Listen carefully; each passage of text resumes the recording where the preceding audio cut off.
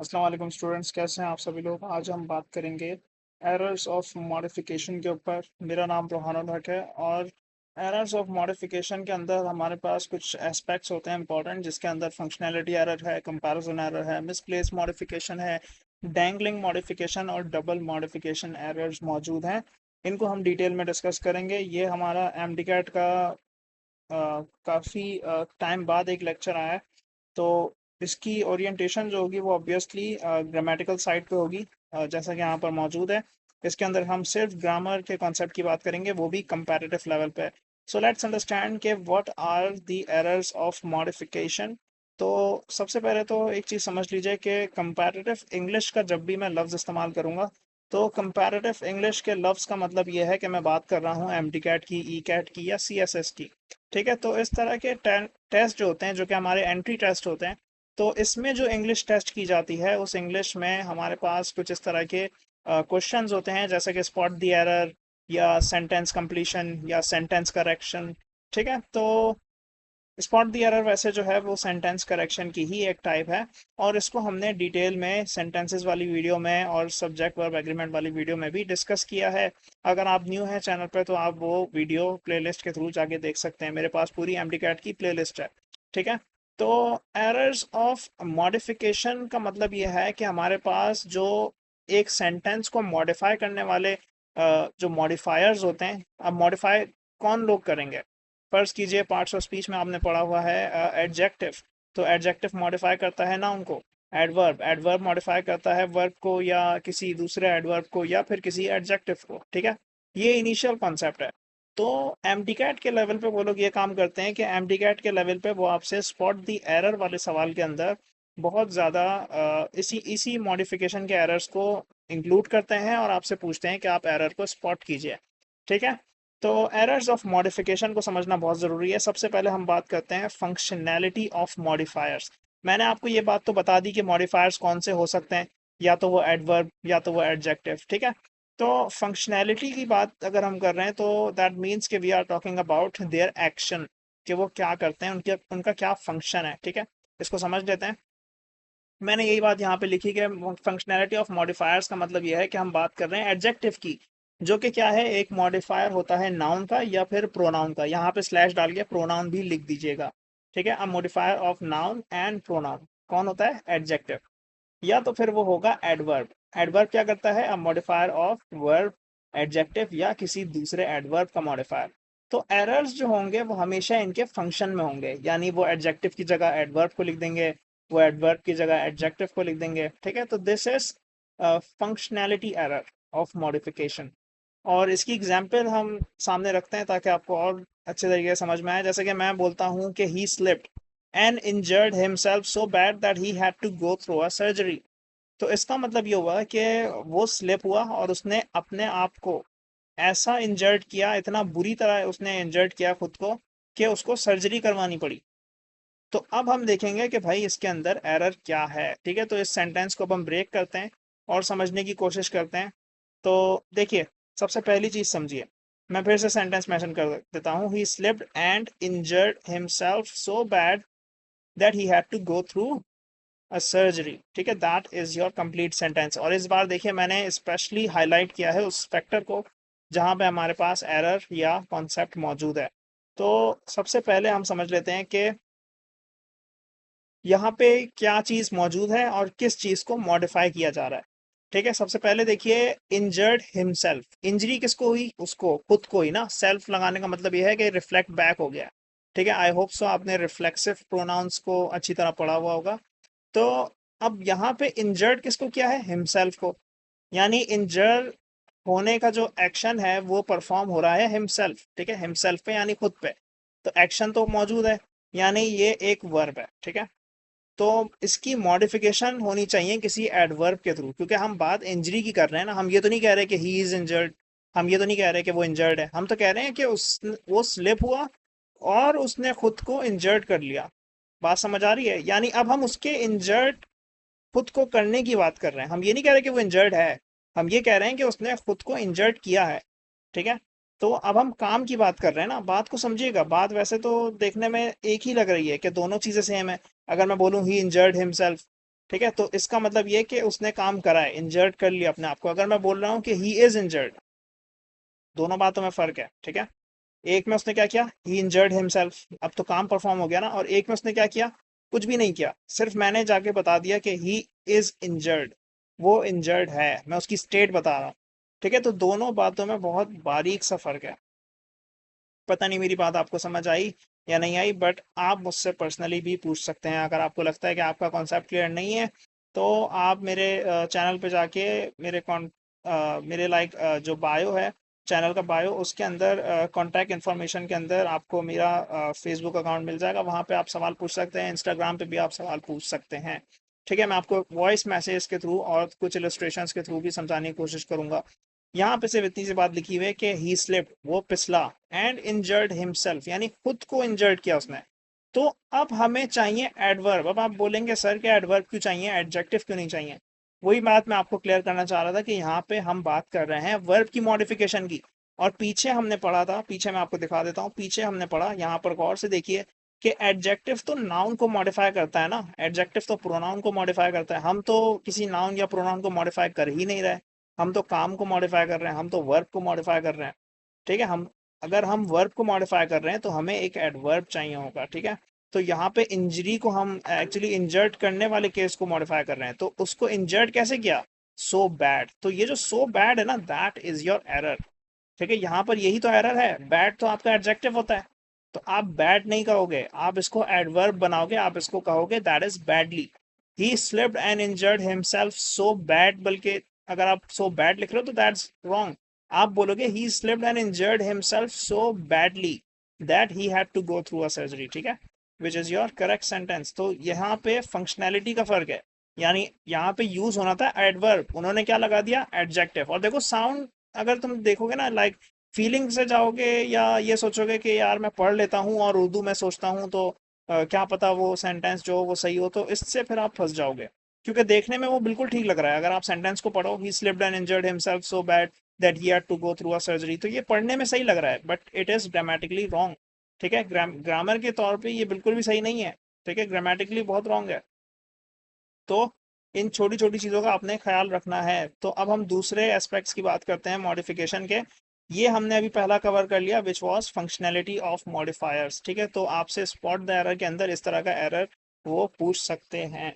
अब आपको पता चल गया कि फंक्शनैलिटी वाइज हमें कैसे आइडेंटिफाई करना है, तो अब आपको इंशाल्लाह प्रॉब्लम नहीं होगी। अब हम बात करते हैं कंपैरिजन ऑफ मॉडिफायर्स। इसके अंदर एरर जो होगा वो किसी इनकम्प्लीट स्ट्रक्चर से रिलेट करेगा, वो भी स्ट्रक्चर किसका होगा, कंपैरिजन का होगा। कंपैरिजन यानी दो चीज़ों को आपस में मिलाकर देखना, कंपेयर करना। ठीक है, तो जैसे कि अगर मैं यहाँ पे एक सेंटेंस लिख रहा हूँ, his last performance was as good if not better than today's performance. ठीक है, तो इसके अंदर कुछ चीज़ें मैंने हाईलाइट कर दी हैं। अब वो क्यों हाईलाइट की हैं उसी को मैं ज़रा एक्सप्लेन करूंगा।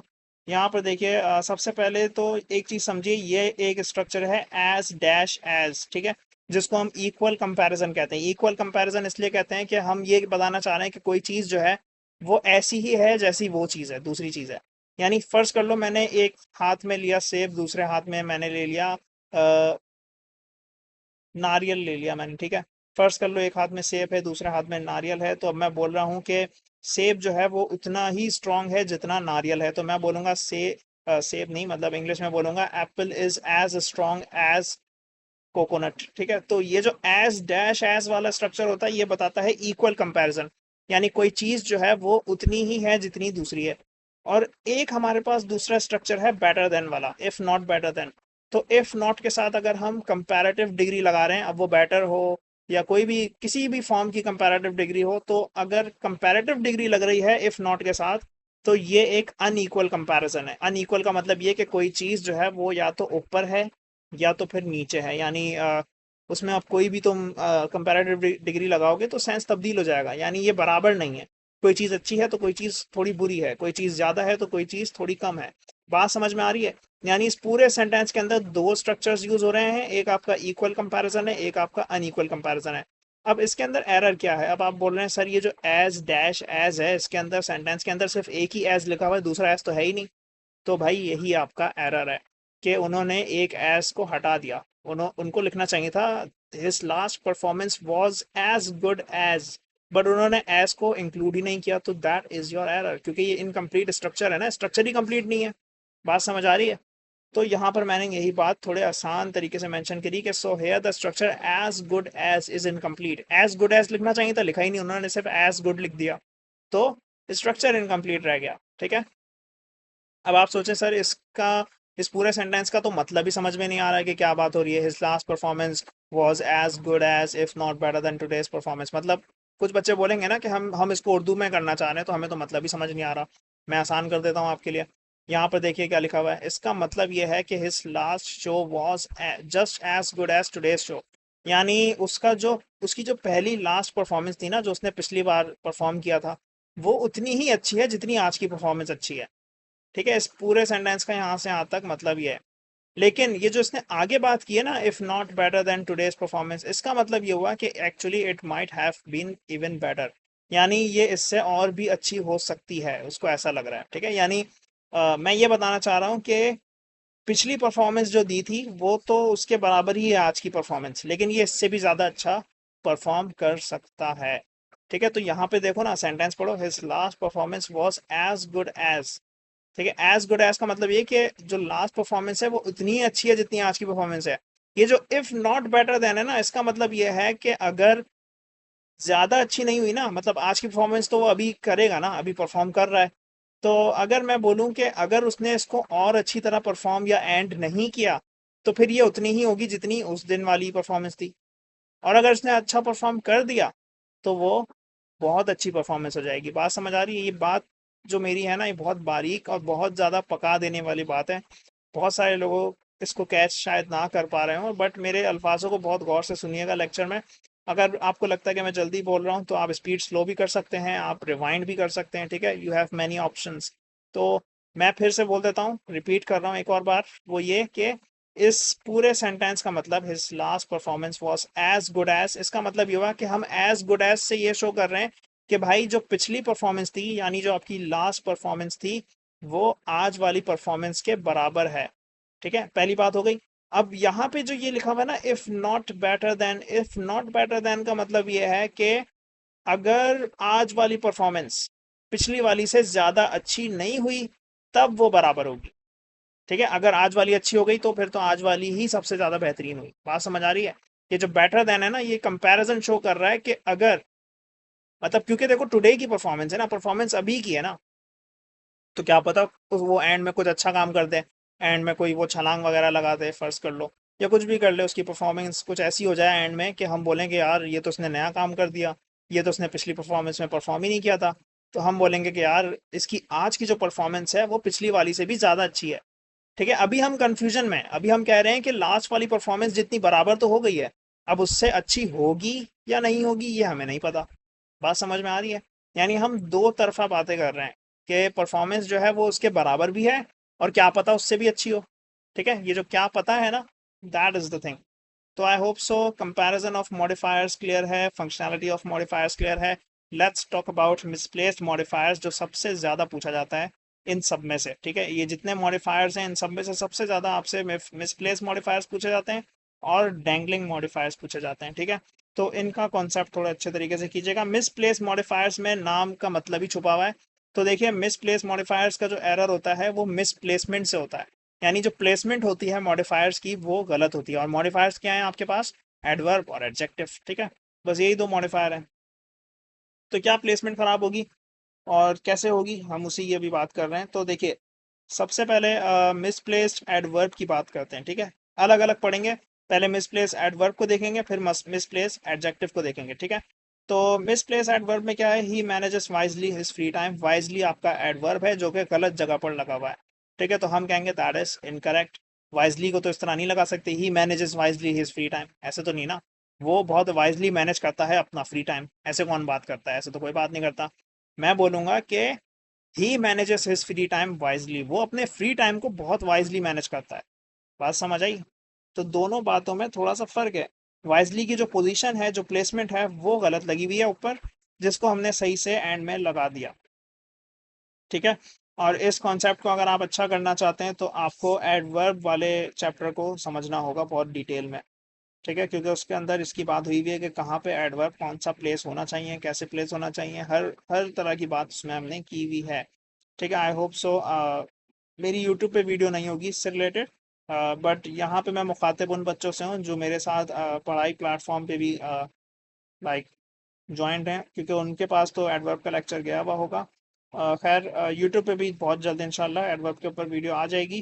तो मिसप्लेस्ड एडवर्ब जो है आई होप सो ये क्लियर होगा। इसमें सिर्फ एडवर्ब की जो प्लेसमेंट है उसका इशू आ जाता है। अब हम मिसप्लेस एडजेक्टिव्स की भी बात कर लेते हैं। इसमें भी यही होगा कि आपके पास एडजेक्टिव का इशू आ जाएगा प्लेसमेंट का। तो देखिए यहाँ लिखा हुआ है I have bought shares enough today. Enough जो है दैट इज योर एडजेक्टिव। ठीक है, जो शेयर्स की बात कर रहा है। अच्छा, शेयर यहाँ पे वो वर्ब वाला शेयर नहीं है कि इसको उधर शेयर कर देना। ठीक है, ये वाला शेयर नहीं है, ये वो कंपनी के शेयर्स वगैरह होते हैं ना जो खरीदे जाते हैं, तो वही है ये। ठीक है, ये नाउन के तौर पे काम कर रहा है, तो यहाँ पे मॉडिफिकेशन उसी की है।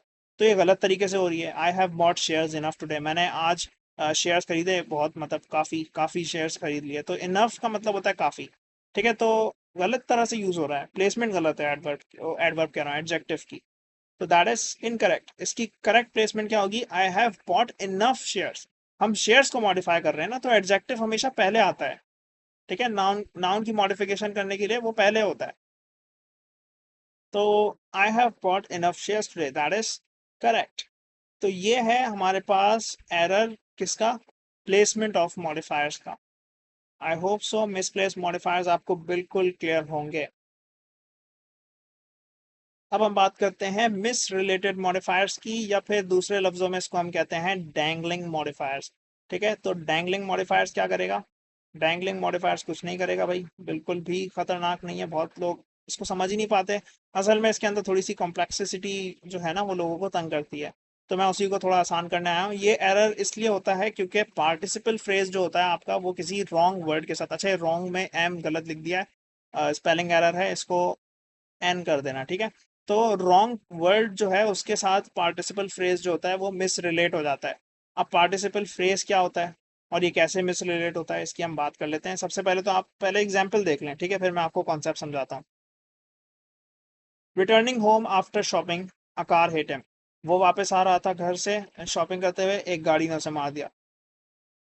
तो कौन आ रहा था, किसे मार दिया, इसकी बात यहाँ पे नहीं हुई, इसलिए ये थोड़ा डेंगल हो गया है। ठीक है, तो इसको हम कहेंगे दैट इज इनकरेक्ट। हम कहेंगे कि रिटर्निंग होम आफ्टर शॉपिंग, यानी कोई आ रहा था शॉपिंग करके घर वापस, he was hit by a car. हम ही से स्टार्ट करेंगे, मतलब किसको मारी गई है गाड़ी वो बात हम मेंशन करेंगे। हमने डायरेक्टली बोल दिया अ कार हिट हिम, यानी एक गाड़ी ने उसे मार दिया।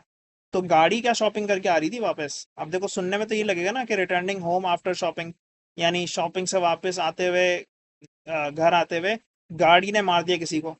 ये तो अजीब सा लग रहा है, भले कॉमा मौजूद है लेकिन सेंस तो अजीब हो गया ना। हम गाड़ी की बात कर रहे हैं ऐसा लग रहा है, जबकि हम किसी इंसान की बात कर रहे हैं, किसी शख्स की बात कर रहे हैं, तो उस शख्स को तो मेंशन ही नहीं किया। नीचे मैंने उसी को करेक्ट करके दिखाया है कि he was hit by a car, यानी मैं अब बात कर रहा हूँ ही की। ठीक है, तो ये छोटा सा फर्क होता है, और यही बात मैंने यहाँ पे समझा दी आपको within the rule of dangle. ठीक है, एक होता है हमारे पास रूल ऑफ डेंगलर। हाँ, डैंगलर असल में कोई बंदा नहीं है। डैंगलर मतलब हम कहते हैं कि वो शख्स जो डैंगल करे। डैंगल यानी कहते हैं एक तरीके से, जैसे चलते चलते लड़खड़ाते हैं ना, भटक जाते हैं, तो उसको डैंगल करना कहते हैं। ठीक है, तो यहाँ पर हम बात कर रहे हैं रूल ऑफ डैंगलर की। ठीक है, उसकी हम बात करते हैं। अभी पार्टिसिपल क्या होते हैं, पहले एक चीज समझ लीजिए। पार्टिसिपल तीन तरह के हो सकते हैं। अगर मैं कहूँ प्रेजेंट पार्टिसिपल तो मैं आईएनजी फॉर्म की बात कर रहा हूँ। अगर मैं कहूँ पास्ट पार्टिसिपल तो मैं थर्ड फॉर्म ऑफ वर्ब की बात कर रहा हूँ। अगर मैं कहूँ परफेक्ट पार्टिसिपल तो मैं हैज हैव के साथ मौजूद थर्ड फॉर्म की बात कर रहा हूँ, वर्ब की थर्ड फॉर्म। ठीक है, तो ये होते हैं पार्टिसिपल्स। ठीक है, इनको हम डिटेल में वर्ब वाले चैप्टर में पढ़ लेंगे। अगर आपका कॉन्सेप्ट पहले से बहुत अच्छा होगा तो आपको बहुत आसानी होगी इसको समझने में। तो रूल ऑफ डेंगलर क्या कहता है, रूल ऑफ डेंगलर कहता है कि कोई भी चीज अगर कोई काम कर रही है तो उससे पहले कोई ना कोई मॉडिफायर मौजूद होगा ना। जैसे यहाँ पे क्या है, रिटर्निंग होम आफ्टर शॉपिंग, तो this is a present participle. ठीक है, प्रेजेंट क्यों, आईएनजी लगी हुई है भाई फॉर्म। ठीक है, तो प्रेजेंट पार्टिसिपल यहाँ पे मॉडिफिकेशन का काम करता है, और ये जिसको मॉडिफाई कर रहा है, यानी जिस शख्स को मॉडिफाई कर रहा है कि भाई कौन वापस आ रहा था घर से और कौन शॉपिंग करके वापस आ रहा था घर से, तो जो बंदा शॉपिंग करके घर से वापस आ रहा था भाई उसे तो मेंशन करो। तो यहाँ पे वो मेंशन ही नहीं था, एरर इसी चीज का तो मौजूद है। कि वो बंदा ही मेंशन नहीं है जिसको ये मॉडिफाई कर रहा है, तो अब हमने बंदे को मेंशन कर दिया विच वाज ही। ठीक है, तो यहाँ पे सब्जेक्ट जो होता है वो हमेशा कॉमा के बाद आता है। ठीक है, यही इसका रूल है। और आपको अगर कुछ भी समझ में ना आए और आपको लगे कि ये एक डैंगलिंग मॉडिफायर का एरर है, तो आप बस क्या करेंगे, कॉमा के आगे सब्जेक्ट प्लेस कर देंगे। ठीक है, यहाँ पे यही बात लिखी हुई है। अगर आप ऐसा नहीं करते और अगर सब्जेक्ट मौजूद नहीं होता, तो वो यही कह रहे हैं कि मॉडिफायर जो है, यानी ये जो चीज़ है, ये जो लाइन है रिटर्निंग होम आफ्टर शॉपिंग, ये डेंगल करता है। डेंगल यानी भटकता है। समझ ही नहीं आ रहा कि कौन कर रहा है, क्या कर रहा है। वही बात मैंने लिखी। इस एरर की वजह से ऐसा लगता है कि जैसे कार जो है, देखो अब पढ़ो ना इसको, रिटर्निंग होम, बल्कि इसको नहीं, ऊपर वाले को पढ़ो, returning home after shopping a car hit him. यानी इससे ये लग रहा है कि भाई शॉपिंग करके वापसी आते हुए गाड़ी ने उसको मार दिया। तो हम, ऐसा लग रहा है कि हम बात गाड़ी की कर रहे हैं, किसको मारा और कौन आया शॉपिंग से, ये बात तो मौजूद ही नहीं है। ठीक है, तो दैट्स एन एरर। हम इसको सही कैसे कर सकते हैं, हम सब्जेक्ट को ऐड करेंगे, रिटर्निंग होम आफ्टर शॉपिंग, यानी शॉपिंग करके घर वापस आते हुए he was hit by a car, यानी जो बंदा शॉपिंग करके घर वापस आ रहा था उससे गाड़ी ने मार दिया। तो अब थोड़ा सेंस जो है वो क्लियर हो रहा है। ठीक है, तो दीज आर डैंगलिंग मॉडिफायर्स या मिस रिलेटेड मॉडिफायर्स, यानी इनको सही तरीके से रिलेट नहीं किया जाता। ठीक है, इनके रिलेशन की प्रॉब्लम हो जाती है, इनको सही से रिलेट नहीं कर पाते कि किसको क्या मॉडिफाई कर रहा है। That is dangling modifiers. बहुत आसान, बहुत easy. I hope so that is clear. अब हम बात करते हैं डबल मॉडिफायर्स की। डबल मॉडिफायर्स जो हैं वो काफ़ी हद तक सिंपल हैं। आपने पढ़े भी होंगे, देखे भी होंगे। डबल मॉडिफायर्स का मतलब यह है कि एरर जो है वो डुप्लीकेशन से होगा। डुप्लीकेशन यानी डुप्लीकेट जो होगा ना मॉडिफायर का, वो आपके सामने मौजूद होगा। जैसे कि यहाँ देखिए, ही हैजंट नेवर, हैज के साथ नॉट है और फिर नेवर भी लगा हुआ है। नेवर का खुद मतलब क्या होता है, नॉट, कभी नहीं। ठीक है, तो अब यहाँ पे या तो आपको दोनों में से कोई एक हटाना होगा टू करेक्ट द सेंटेंस, या फिर आपको नेवर की जगह एवर लगाना होगा, which will make the sentence he hasn't ever tried any Italian fish. ठीक है, तो एवर लगेगा तब भी ठीक हो जाएगा। अगर आप एवर ना लगाओ और कोई दोनों में से कोई भी एक हटा दो, या तो हैजंट को रख लो या फिर नेवर को रख लो, तो भी आपका सेंटेंस बिल्कुल ठीक हो जाएगा। डबल कंपैरेटिव का मतलब ये है कि अब आप डबल कंपैरिजन रख रहे हो, यानी आपने मोर भी यूज कर दिया, अब आपने ईआर फॉर्म भी यूज कर दी। ठीक है, तो जो बच्चा अच्छी तरह पढ़ के आया होगा इसको, कंपैरिजन को, तो उसको पता होगा कि या तो हम मोर यूज करते हैं यहाँ, या फिर हम ईआर यूज करते हैं। और वो भी हम सिलेबल की बुनियाद पे करते हैं। सिलेबल्स का कॉन्सेप्ट होता है, ठीक है, उसकी बुनियाद पे करते हैं। अगर आपको मुझसे लाइक रिलेटेड वीडियो चाहिए इस चैप्टर के ऊपर, तो इंशाल्लाह हम इसको फिर डिटेल में अलग से डिस्कस करेंगे। अभी मैं उन बच्चों से मुखातिब हूँ जिनका कॉन्सेप्ट इससे रिलेटेड स्ट्रांग है और वो मेरी बात को समझ पा रहे हैं। जिनका स्ट्रांग नहीं है वो मुझसे पर्सनली मैसेज करके पूछ सकते हैं, मैं उनको अलग से ये वाली टाइप बता दूंगा। ठीक है, डबल मॉडिफिकेशन में बस इतना ही है कि डबल मॉडिफिकेशन में या तो डबल नेगेटिव होंगे, यानी दो दो negative which is an error, या फिर डबल कंपैरेटिव होंगे, यानी दो दो कंपैरेटिव फॉर्म, यानी मोर भी मौजूद है, ईआर भी लगा हुआ है ट्रीटी के साथ। ठीक है, तो मैंने यही बात दिखी कि या तो आप मोर के साथ पॉजिटिव डिग्री लगाएं, या फिर आप सिर्फ और सिर्फ एक कंपैरेटिव डिग्री लगाएं। ठीक है, दोनों का जो केस बनेगा वो सेम बनेगा। तो आई होप सो यहाँ तक आपको ये 5 के 5 मॉडिफिकेशन एरर्स जो होंगे वो बिल्कुल क्लियर होंगे। अच्छा, इस वाली वीडियो में मैंने कोई भी वेटेज एनालिसिस नहीं रखा, क्योंकि ये पूरा जो टॉपिक है ये पूरा का पूरा ही इंपॉर्टेंट है। तो इसको आप फुल सर्कल ग्रीन भी करके, अगर आप मॉडिफिकेशन को समझ चुके हैं या अपने जहन में रख चुके हैं, तो दैट्स वेल एंड गुड। इतना काफ़ी होगा आपके लिए। ठीक है, बिल्कुल प्रॉब्लम नहीं होनी चाहिए किसी को भी। और कम्युनिटी की लिंक मैं कमेंट सेक्शन में डाल दूंगा। आपको कोई भी क्वेरी हो, कोई भी क्वेश्चन हो, तो आप मुझसे इंस्टाग्राम पे भी पूछ सकते हैं और फेसबुक पे भी पूछ सकते हैं। ठीक है, सब चीज़ों का जो बिल्कुल total student to teacher contact and communication का हमारे पास जो भी कुछ लिंक या प्लेटफॉर्म है, वो सब कुछ चैनल बायो के ऊपर मौजूद है। ठीक है, वहाँ से आप एक्सेस कर सकते हैं। अगर इस लेक्चर से रिलेटेड आपका कोई भी कंसर्न हो रिलेटेड टू वीडियो क्वालिटी, या मेरी आवाज़ कहीं पे फंस रही हो, वैसे तो मैं रीचेक करूंगा बार बार, बट फिर भी अगर कहीं पे कोई मसला आए, कुछ भी हो, तो आप उसे भी मेंशन कर सकते हो। आई होप सो आपको ये वीडियो बिल्कुल समझ आई होगी, अच्छी लगी होगी, और ये आपके एम टी कैट में बहुत ज़्यादा काम आएगी। ठीक है, मैं एम टी कैट की बहुत सारी रिलेटेड वीडियोज़ जो हैं वो अपलोड कर रहा हूँ, तो लाजमी चैनल को चेकआउट कीजिए और इसके एम डी कैट कॉन्टेंट से बिल्कुल फ़ायदा उठाइए। ठीक है, फिर see you next time. Next week is English with Rohan. Thank you.